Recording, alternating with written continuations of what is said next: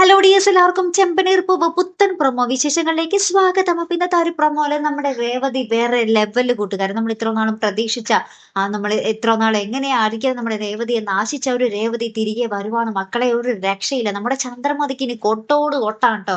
എന്തായാലും നമ്മുടെ രേവതി എന്തായാലും ഇന്നത്തെ ഒരു പ്രൊമോയില് ഭയങ്കര കലിപ്പില് തന്റെ ഈ സ്വർണം മുഴുവൻ എടുത്തിട്ട് നമ്മുടെ ചന്ദ്രമതിക്ക് മുന്നിൽ ഇങ്ങനെ എറിഞ്ഞിട്ട് കൊടുക്കുന്നുണ്ട്. അതിനുശേഷം അതിൽ നിന്ന് ഇങ്ങനെ ഒരു താലിമാല എടുത്ത് ഇങ്ങനെ പിടിക്കുന്നൊക്കെ ഒരു സീനാട്ടോ. അതിനുശേഷം നമ്മുടെ ചന്ദ്രമതിയോട് പറയുന്നുണ്ട്, നിങ്ങൾ കുറേയായി എന്നെ അപമാനിക്കുന്നു. ഞാനൊരു മനുഷ്യ സ്ത്രീയാണെന്ന് നിങ്ങൾ പലപ്പോഴും മറക്കുന്നു.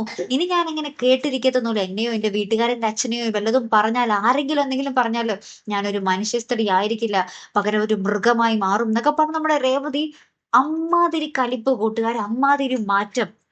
ഈ ഒരു മാറ്റമാണ് നമുക്ക് പ്രേക്ഷകർക്കും ഇഷ്ടം അല്ലെ. എല്ലാം കേട്ടിങ്ങനെ കരഞ്ഞ് മൂക്കും ചീറ്റിയിരിക്കുന്ന മരുമക്കൾ ഇപ്പൊ ആർക്കും ആവശ്യമില്ല.